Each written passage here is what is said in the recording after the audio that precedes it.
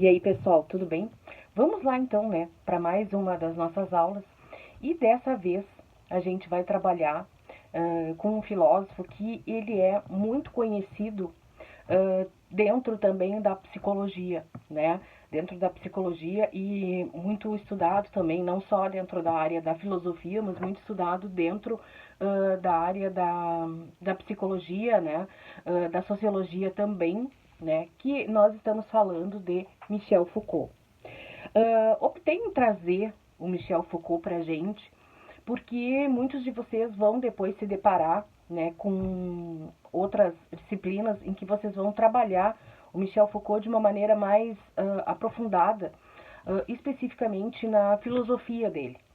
Mas aqui, como a gente já sabe, né, eu vou falar um pouco da vida dele e para contextualizar para vocês, destacando que há vários filósofos e intelectuais que nós já trabalhamos, a gente percebeu que a vida deles reflete diretamente na obra deles, né?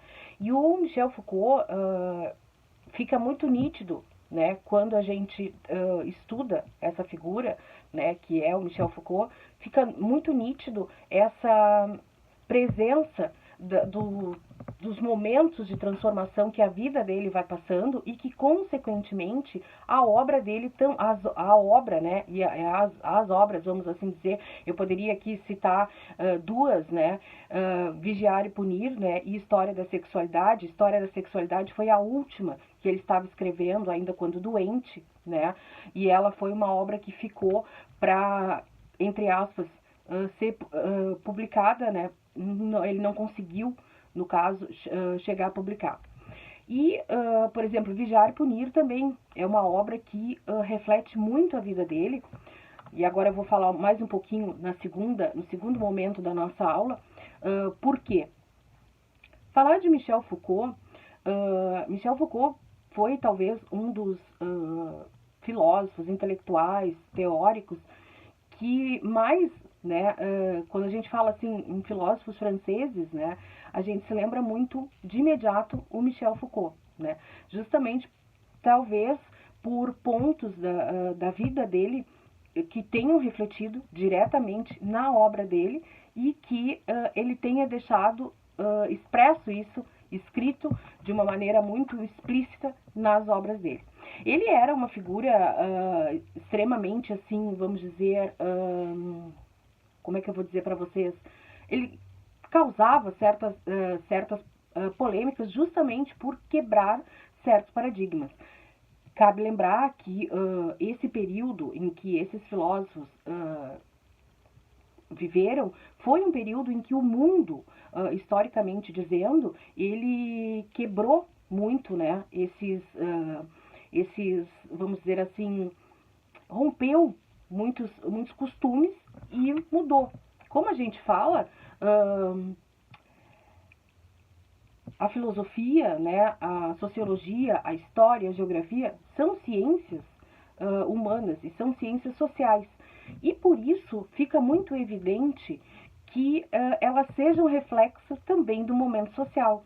Então, quando eu digo isso para vocês, quando eu falo dessa questão na figura do Michel Foucault, eu falo por quê? Porque não só a vida do Michel Foucault, a vida mais, vamos dizer assim, um pouco mais, não vamos dizer assim, não gosto desse termo íntimo, porque parece que a gente invade a privacidade, né? Mas não, mas a vida mais acerca dele, como o local, como o global, todo se transformava, né?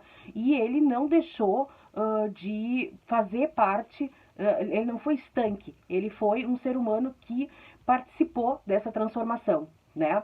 Então, quando a gente fala no Michel Foucault, nascido em 1926, no interior da França, né?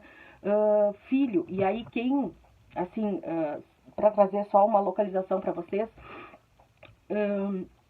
um pouco diferente, né, de países da América, alguns países da Europa, eles são extremamente diferentes quando a gente fala na questão o interior é rural, tá? Não existe assim, quando a gente fala assim, no interior do Rio Grande do Sul, bom, nós temos Pelotas, temos Santa Maria, que são cidades, temos Pelotas, temos Santa Maria, temos Caxias, temos outras cidades que são mais do interior, mas que as pessoas, que não é tão rural, né? No caso do Michel Foucault, no caso da França, fica muito evidente que ou é aquela loucura, né? Porque Paris é mesmo isso, é esse turbilhão, essa efervescência, né? De questões culturais, né? E aí eu sempre falo para vocês, para os meus alunos, que quando a gente fala em cultura, cultura, cada um tem a sua,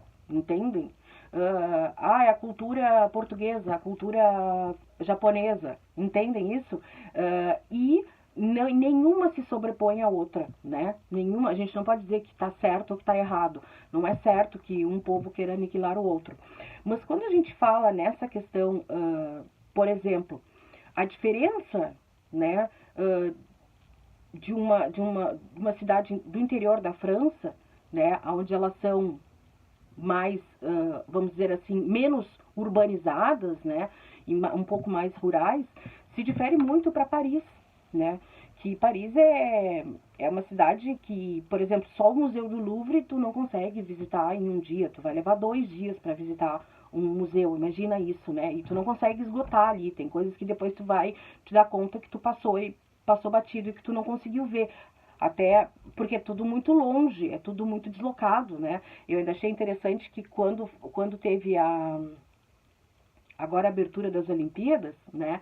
O que me chamou a atenção? Eu acho que quem assistiu de casa, a gente assistiu melhor do que se estivesse lá. Porque é tudo muito longe, tudo muito, muito deslocado, né? Então tu imagina para esse cara, né? Que vem de uma família onde tanto a família materna quanto a família paterna eram médicos, né? Eram da área da medicina e queriam que ele seguisse nessa área, né? Queriam que ele seguisse na área da medicina e ele diz, não, a mãe era uma pessoa muito, vamos dizer assim, mais da área das letras, né? E que, vamos dizer, incentivou e inspirou muito a ele. E daí, né, ele começa muito a estudar história, né? Daí, olha só a última obra, né, dele, ainda em vida, História da Sexualidade, né, onde ele vai fazer essa história, uma análise da história da sexualidade, ainda de vinda lá pegando a questão dos gregos, né, e passando depois pela ocidentalização, enfim. O que a gente começa a falar justamente é isso, né, é que essa influência que a família dele queria que ele fosse médico, né, e o pai, sendo médico cirurgião, né, queria que ele seguisse esse caminho. E os dois avós, o paterno e o materno, eram médicos, então eles queriam muito que ele seguisse. E, de certa maneira, ele não vai deixar de trabalhar com o corpo, entendem? O corpo, para Michel Foucault, não vai deixar de ser uma fonte de estudo para ele. Por quê? Vocês agora vão começar, né, a gente vai adentrando mais um pouco e vai percebendo isso. O que vai acontecer? Ele então vai, né, concluir o ensino médio, que nós diríamos agora, e vai fazer faculdade de filosofia, tá? Com isso, ele começa a frequentar, já em Paris, né? Ele começa a frequentar lugares de intelectuais, né, da intelectualidade francesa e parisiense, e, consequentemente, ele vai justamente tomando aquele gosto cada vez mais pela filosofia, né, pela filosofia. E à medida que ele começa a se afastar um pouco da família, ele começa, a personalidade dele, né, ele, Foucault, com o seu corpo, começam a, vamos dizer assim, se tornar autêntico, né? Ou seja, ele precisa, né, naquele momento, se desvencilhar dessa influência da família que cobrava dele medicina, e ele não queria aquilo, né?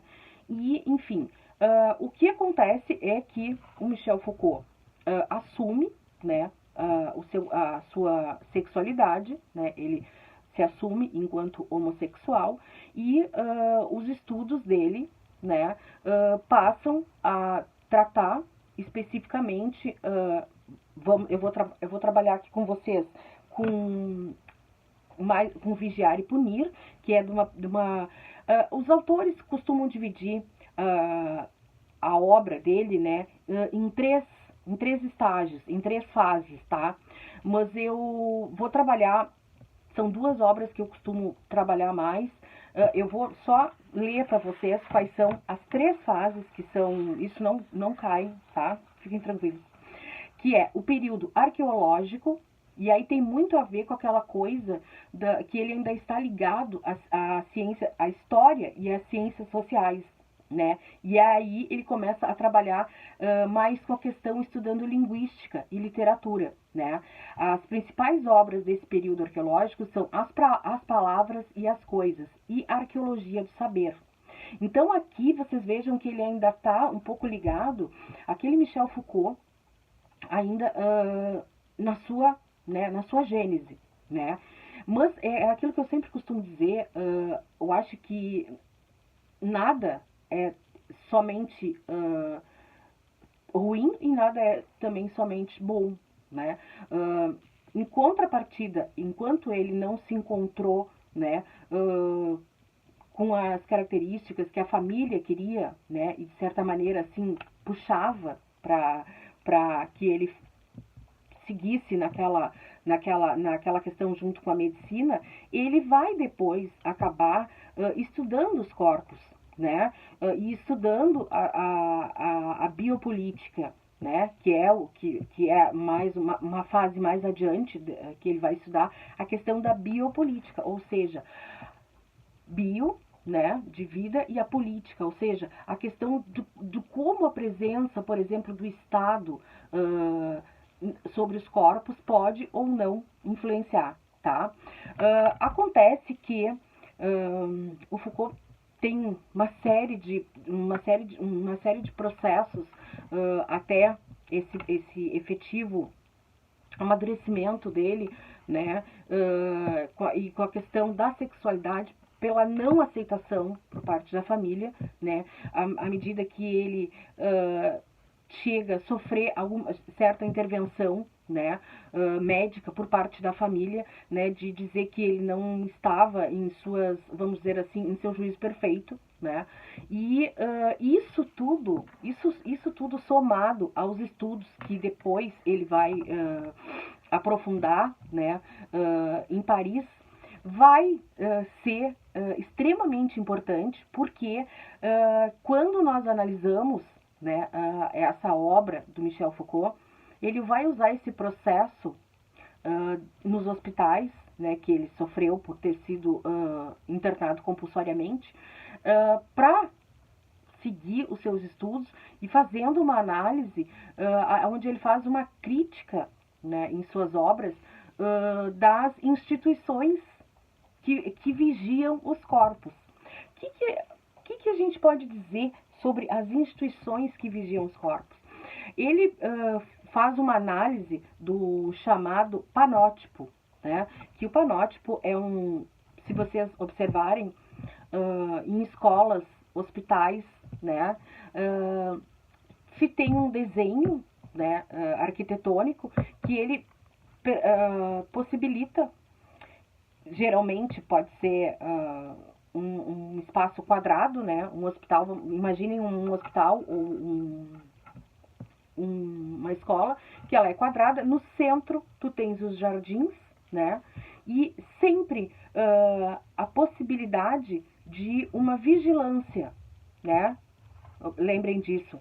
Por exemplo, nas casas de detenção, a gente sabe que existem geralmente em 4 extremos guaritas, né, para vigilância dos corpos, né. Nos hospitais também, se tu parar para perceber em determinados lugares, tu consegue parar e observar, tu observa de um lado ao outro, e nas escolas também. Ali ele começa a fazer uma análise, né,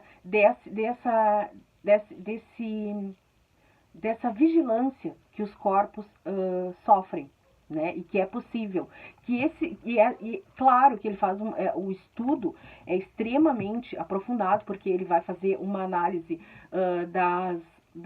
vamos dizer assim, no livro traz o desenho, né, onde ele vai mostrar, por exemplo, como se fosse uma planta, né, sob forma de planta baixa, a possibilidade de tu fazer daquele desenho, né, e de tu fazer aquela análise.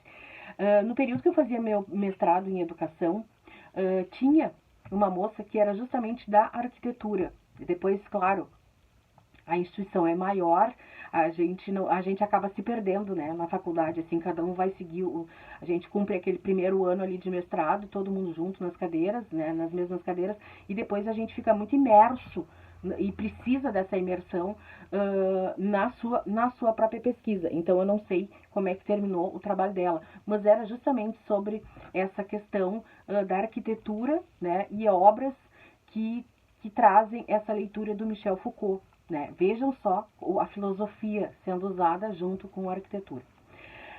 Bom, o segundo período, né, que ele chama, os autores que estudam Michel Foucault chamam de período genealógico, né, que é justamente o período que vai marcar, então, essa obra que eu falei, Vigiar e Punir, né, e também a obra As Verdades, não, é só Vigiar e Punir, e ele começa o primeiro volume de História da Sexualidade, tá? O período final, também chamado de O Último Foucault, é justamente o período em que ele se aprofunda no estudo dos corpos propriamente ditos, né? E aí ele vai seguir fazendo a análise e fazendo o estudo da obra História da Sexualidade. Nesse período aqui, o Michel Foucault já se encontrava, ele foi uma das primeiras figuras públicas francesas a declarar ser portador de HIV, né? Ainda quando a doença do HIV era uma doença que cheia de mistérios, né, que não se sabia ainda o certo, como contraía, como que essa doença era contraída, né, como ela era, vamos dizer assim, multiplicada, como se passava ou como não se passava. O Michel Foucault, ele vai morrer em 1984, né, ele esteve no Brasil e muito diferente do que são as aulas na universidade hoje em dia, né, as aulas são, e grande parte dos escritos do Michel Foucault são justamente as aulas ministradas por ele, né? Porque, gente, o professor chega lá e ele fala, simplesmente ele fala. Compete o aluno sair dali e ir junto à biblioteca, o que ele quis dizer com panótipo, entende? É um modelo, o modelo europeu é um modelo totalmente diferente do nosso modelo, entre aspas, norte-americano, né, que o professor, vamos dizer assim, usa mais o quadro, fornece mais material para os alunos. Não é assim, tá? E especialmente no ensino superior, né? O aluno tem que ter uma autonomia muito grande de procurar por si e aprofundar o estudo por si, tá? E o Michel Foucault veio, né, ao Brasil para fazer essas palestras e aulas, né, antes, né, ainda não acometido da sua doença, mas em 1984 ele vem a falecer, né, muito jovem, assim, não tinha, eu até marquei aqui, com 57 anos ele morreu, tá? História da Sexualidade, então, como eu já disse para vocês, ele faz um estudo, vamos dizer, extremamente aprofundado, né, do que da história da sexualidade mesmo, né, na nossa,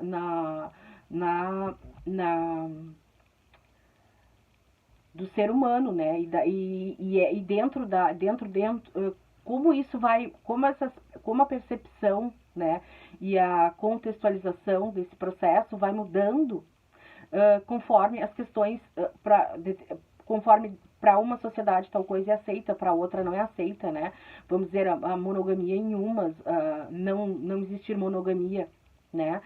O homem pode ter quantas mulheres ele puder ter, tá? Então, e mais especificamente, vigiar e punir também tem uma relação com a questão dos corpos e da dominação, né, da vigilância em cima do corpo.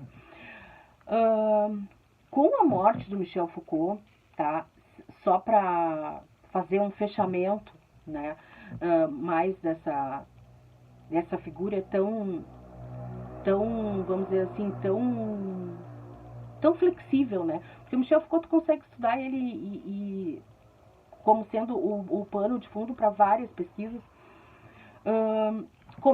Ele tinha um companheiro, né? Já no final da vida dele, ele tinha um companheiro, tinha uma pessoa que tinha uma relação estável. E começa uma litigância entre a família dele, né? Pela, vamos dizer assim, pelo que seria o espólio, o material, a biblioteca em si, né? Contendo também os escritos dele. Entendem essa importância? E vejam, essa família, né, que de começo não aceitou de maneira nenhuma, né, a opção dele, as opções dele, porque ele não quis em momento nenhum seguir a profissão, né, tanto do pai quanto dos avós, né? Ele tinha uma ligação muito forte com a mãe, né, com quem ele fechava muito nessa parte, nessa questão de ter uma batida mais para a área das humanas. E se trava, então, uma grande disputa, né, por quem ficaria, né, e para quem ficaria o que é a biblioteca, enfim, o material intelectual de Michel Foucault. E quando eu falo biblioteca, eu não estou falando dos escritos dele, entende? Assim, do que era dele, mas todo o material dele, entende? Do material de estudo dele, que isso a gente sabe que isso pra gente não tem preço, né? Como eu sempre digo, não me peça um livro emprestado, porque livro é uma coisa que se não volta é um prejuízo enorme, entendeu? Ter a sua biblioteca é algo que faz parte, que toda pessoa tem que ter. Livro é caro? É caro. Então a gente vai. Por isso a gente não empresta, né? É um sacrifício comprar. Vamos ser sinceros, né? Então, e eu faço isso com todos os meus livros, tanto de filosofia quanto de direito. Eu tenho um primo que é advogado, tenho 2 tios também, e eu não empresto meus livros. Não adianta pedir meus livros de direito emprestado, porque, e muito menos os de filosofia. É que aqui em casa só quem estuda filosofia sou eu, entende? Mas eu já digo, não adianta pedir emprestado. Vá lá, faça seu sacrifício financeiro e adquira o seu material, tá? Por fim, acabou que ficou decidido que ficaria com o companheiro dele, tá? Esse material, o material dele. E o companheiro dele, o objetivo do companheiro dele era justamente fazer um centro de pesquisa, um centro de estudos, né, de Michel Foucault, o que ele acabou efetivamente fazendo, tá? Não sei dizer qual eram as intenções da família, então não posso, tecer uma opinião sobre isso. Mas o mais interessante é que se sabe, né, que ele foi uma das figuras que acabou assumindo, né, a ser portador de HIV, o que era extremamente repleto de um pré-conceito, né, porque não se sabiam as coisas, mas o não saber não quer dizer que, né, também tu vai rechaçar, tá? E ele acabou, então, tendo problemas neurológicos, tá? Vindo, então, a óbito em decorrência de problemas neurológicos. Pela própria, decorrente da própria síndrome, né, da imunidade adquirida, que é a AIDS. hoje já se sabe, né, que existem, a medicina avançou muito, que existem coquetéis e que as pessoas têm uma vida, uma sobrevida e uma vida muito, se comparado ao período do Michel Foucault, de uma maneira um pouco menos sofrida, né? Então, a gente vai rompendo os preconceitos. O que pode-se dizer é que, não tendo feito medicina ou ido, né, para a área da saúde, ele, mesmo assim, acabou fazendo do corpo e dos corpos, né, quando ele faz ali no Vigiar e Punir, o seu mote de estudo. Essas, como eu digo, a vida, ela tem, às vezes a gente pensa que consegue coordenar tudo, né, mas sempre a gente sofre várias surpresas. E acabou se tornando, então, uma grande referência dentro da filosofia, dentro da psicologia, dentro da psiquiatria, né, dentro da sociologia, dentro da história. Nossa, Michel Foucault, ele é usado em várias áreas. Gente, então, espero ter contribuído com um pouco, né, humildemente, um pouco com a caminhada de vocês, né, e a gente segue se falando, tá bom? E estudando os nossos próximos filósofos. Um abraço para vocês e seguimos juntos.